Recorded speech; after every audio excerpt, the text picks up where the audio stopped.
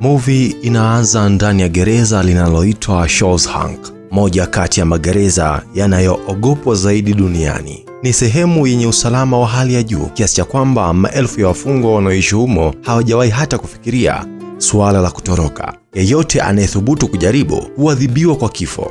Kisha tukio linahamia mahakamani ambapo kuna jamaa anaitwa Andy yupo anashtakiwa. Andy ni mfanyakazi wa benki mwenye mafanikio makubwa sana, lakini hakimu anamhukumu kifungo cha maisha gerezani kwa kosa la kumuua mke wake akiwa na mchepuko wake. Andy anasisitiza kwamba yeye hana hatia, lakini hana ushahidi wa kujitetea. Kwa kukosa ushahidi wa kumwokoa, mahakama inamtupa moja kwa moja kwenye gereza lenye ulinzi mkali, gereza la Shawshank.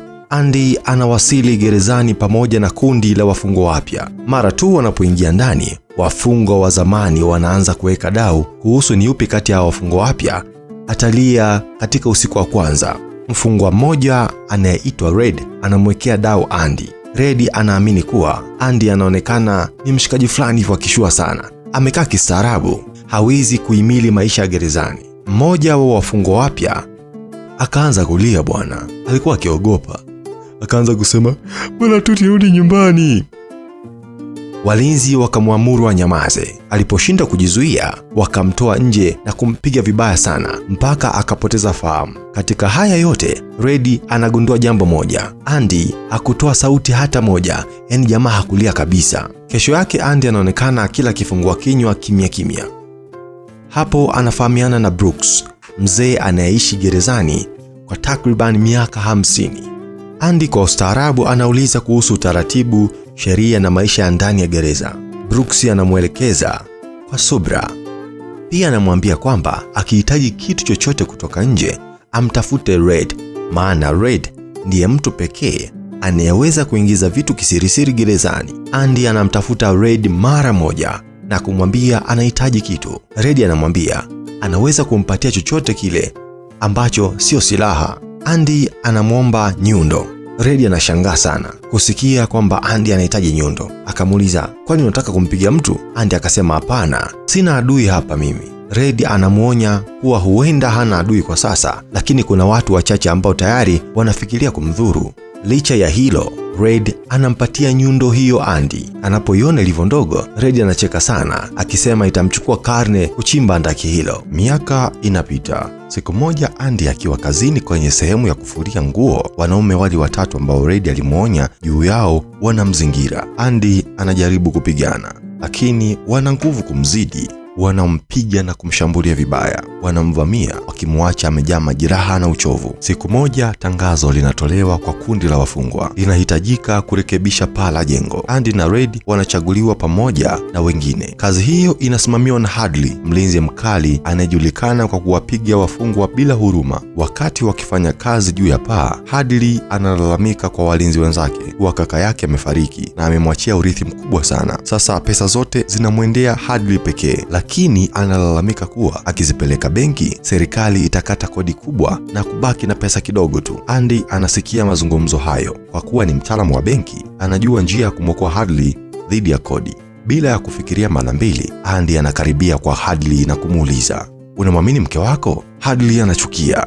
Anamdaka Andy na kumvuta hadi ukingo wa paa. Kabla hajamtupa, Andy anafafanua haraka kuwa kama anamwamini mke wake, anaweza kumpa zawadi ya kisheria ya kiasi hicho cha pesa bila ya kulipa kodi. Andy anaongeza kuwa mwanasheria atakuwa ghali, lakini yeye anaweza kutengeneza kila kitu bila malipo. Hadley anatuliza hasira. Anamuuliza Andy anataka nini kama malipo. Andy anasema hataki chochote, anataka tu wafungwa wenzake wapewe bia baridi. Kesho yake wafungwa wote waliokarabati paa wanakaa wakinywa bia baridi. Andy hanywi hata moja, anakaa pembeni kimya akiwaangalia wenzake wakifurahia. Siku hiyo Andy anapata heshima kubwa kwa wafungwa. Bia gerezani ni kitu ambacho huwezi kupata kwa urahisi. Miaka inaendelea kusonga na urafiki wa Andy na Red unazidi kuwa wa karibu zaidi. Siku moja wafungwa wanaangalia sinema ukumbini. Baada ya filamu kuisha, Andy anamwendea Red na kumwomba posta kubwa ya Rita Hayworth. Red anakubali. Andy anapotoka, wale wanaume watatu waliokuwa wakimshambulia wanamvamia tena. Andy anakataa kwenda nao. Wanampiga vibaya mpaka anapelekwa hospitali kwa muda wa mwezi mzima. Kiongozi wa kundi hilo anaadhibiwa. anafungwa peke yake kwa wiki moja. Lakini baada ya kutoka, yule mlinzi ambaye kodi yake iliokolewa na Andy anagundua kilichofanyika. Anampiga kiongozi huyo hadi kumlemeza mwili, akimfanya awe mlemavu wa kudumu. Andy anaporudi kwenye seli yake mwezi mmoja baadaye, anaikuta posta ya Rita Hayworth, zawadi kutoka kwa Red. Picha fulani vikubwa imebandikwa chumbani kwake. Miaka inasonga. Siku moja warden au mlinzi wa gereza anaingia selini kwa Andy na kuamuru upekuzi. Hawapati chochote. Msimamizi mkuu huyo wa gereza anapoondoka, macho yake yanatua kwenye ile picha. Anaeleza kuwa kawaida picha hairuhusiwi, lakini Andy anaweza kuihifadhi. Sababu halisi ya upekuzi haikuwa ile picha. Mlinzi anamwambia yule msimamizi wa gereza kwamba Andy alimsaidia sana Hadley. Sasa msimamizi huyo wa gereza anataka kutumia uwezo wa Andy kwa manufaa yake. Kesho yake warden anamuita Andy ofisini. Anamwambia mtu mwenye uwezo mkubwa kama wake hapaswi kuteseka maisha gerezani. Anampa kazi mpya, kufanya kazi kwenye maktaba ya gereza. Brooks ndiye anayeongoza maktaba hiyo kwa miaka mingi. Miaka ikizidi, majukumu ya Andy yanaongezeka hadi anahitaji msaidizi. Anamchagua rafiki yake wa karibu, Red. Warden anaanza programu mpya ya kuwaweka wafungwa kazini nje ya gereza. Kwa njia hii wanajifunza kufanya kazi na kupata uzoefu. Lakini lengo la warden ni kujipatia mkataba mingi ya ujenzi, kwa sababu wafungwa hawalipi chochote, hivyo faida inamwendea yote. Wafanyakazi halali wa ujenzi nje ya gereza wanapoteza kazi kwa sababu warden anauza huduma ya gereza kwa bei ya chini ajabu. Andy akiwa mbobezi wa benki anamfundisha warden jinsi ya kuficha faida zake haramu. Anaunda akaunti kwa jina la mtu ambaye hayupo duniani, mtu aliyebuniwa tu. Kodi, mikataba na pesa zote chafu zinazomwingia warden zinapitishwa kwa jina hilo. Hivyo hata polisi wakigundua wizi huo, watamtafuta mtu ambaye hajawahi hata kuwepo. Baadaye mfungwa mpya Tommy anawasili. Ni kijana ameshapitia magereza kadhaa kwa mara nyingi kwa kurudia makosa yake. Anaunda urafiki wa haraka na wafungwa wenzake. Anaanza kumuulizia Andy. Red anamueleza kuwa Andy aliwahi kuwa benka mashuhuri, lakini amefungwa kwa kumuua mke wake pamoja na mchepuko wake. Tommy anatulia kana kwamba amekumbuka jambo muhimu. Siku moja anawaita Andy na Red. Anawasimulia kwa miaka 4 iliyopita alikuwa gereza jingine. Alimfahamu mfungwa aliyekiri kuwa aliwahi kuvunja nyumba moja. Mmiliki wa nyumba alipoamka, mhalifu huyo alimuua yeye pamoja na mwanamke aliyekuwa naye, bila ya kujua yule mwanamke alikuwa ni mke wa mtu mwingine na mume wake alikuwa ni mwanabenki tajiri. Hili lilimaanisha Andy hakuwa na hatia. Andy anakimbilia kwa warden mara moja na kumweleza kila kitu, lakini warden anakataa kusikia. Hawezi kumruhusu Andy atoke kwa sababu Andy ndiye anayemsafishia pesa zake haramu na anajua siri zake zote. Andy akitoka, warden yupo hatarini. Warden anaahidi kuwa hata akitoka hatatoa siri zozote, lakini warden bado anakataa. Andy anajawa hasira. Kwa miaka yote alifanya kazi kwa uaminifu, lakini bado anakosewa haki. Kisha warden anamwendea Tommy na kumuuliza kuhusu hadithi hiyo. Tommy anathibitisha bila kusita. Warden anauliza kama yuko tayari kushuhudia mahakamani. Tommy anakubali. Warden anamwangalia mlinzi aliye juu na mlinzi anamfyatulia risasi Tommy mpaka anakufa. Anarudi kwa Andy na kumdanganya kuwa Tommy alipigwa risasi akijaribu kutoroka. Andy anajua ukweli. Hayo yalikuwa ni mauaji yaliyofanywa kuficha siri. Andy anamwambia warden hatafanya kazi tena kwa ajili yake. Warden anasema Andy hana chaguo na akigoma maisha yake yatafanywa jehanamu. Kisha anamwamuru aingizwe tena selo ya giza kwa mwezi mwingine. Baada ya miezi 2, Andy anatoka. Red anakutana naye. Andy anamuuliza kama anaamini kama yeye ataondoka gerezani siku moja. Red anasema anaweza kutolewa, ila muda ambao atakuwa ametolewa atakuwa amezeeka sana na akili yake itakuwa haifanyi kazi vizuri. Andy anamsimulia Red ndoto yake. Atakapotoka atakwenda Mexico katika kijiji kizuri karibu na bahari. Atafungua mgawa mdogo na kukarabati boti yake. Anamwambia Red kuwa anahitaji mtu wa kumsaidia, akimaanisha Red. Red anamwambia kwa matumaini ni kitu hatari. Anamshauri Andy aikubali hali halisi kwa sababu Mexico iko mbali sana. Red anaondoka, lakini Andy anamtishia kumrudisha. Anampa anwani na kumwambia kama endapo siku moja akiachiwa, itabidi aende katika sehemu hiyo ambayo kuna mti mkubwa sana. Kwenye mti huo ndio sehemu ambayo Andy aliomba amuoe mke wake, yani ndio sehemu ambayo Andy alipropose kwa mke wake.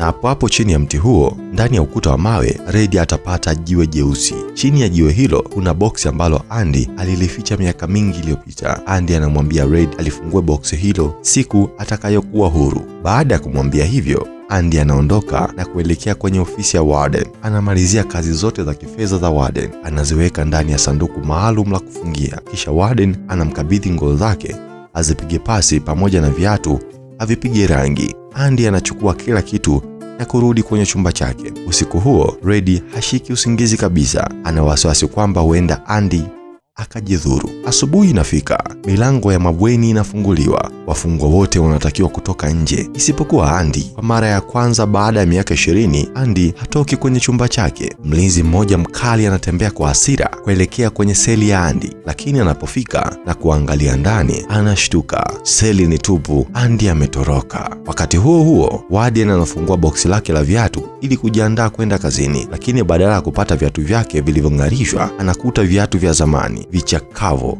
vile vya Andy. Ghafla kengele ya dharura ya gereza inalia. Mfungwa ametoroka. Warden anakimbia kwa kasi hadi kwenye seli ya Andy na anajionea mwenyewe kuwa Andy hayupo. Mara moja anamwamuru askari wamlete Red kwa sababu Red ndiye aliyekuwa karibu zaidi na Andy. Red analetwa mbele yake na Warden anamuuliza Andy yuko wapi. Red anajibu kwamba hana wazo lolote. Hili linamfanya Warden apandwe na hasira. Anapiga kelele akisema, kwani Andy ni mzima hadi apotee tu ghafla, si ndio? Kwa hasira, Warden anachukua mawe yaliyokuwa karibu na kuanza kuyatupa kwa walinzi kwa Red. Jiwe moja linapiga ile picha ukutani, lakini badala ya kurudi nyuma linapita moja kwa moja. Warden anaanza kusogea na kuweka mkono nyuma ya ile picha. Ndipo anapogundua shimo kubwa ambalo Andy alikuwa amelichimba ndani ya ukuta. Kila mmoja anashangaa kwa sababu ukuta huu ulijulikana kuwa mgumu sana. Kuchimba bila mashine ilikuwa ni jambo ambalo haliwezekani, lakini Andy aliweza kufanya lisilowezekana. Alichimba handaki na kutoroka. Walinzi wanafuata handaki hadi mahali ambapo Andy alipotokea. Hapo wanakuta nguo za zamani za Andy na kinyundo kidogo ambacho Red alimletea miaka 20 iliyopita. Hiki ndicho kinyundo ambacho Andy alikitumia miaka yote kuchimba shimo hilo polepole bila mtu yote kugundua.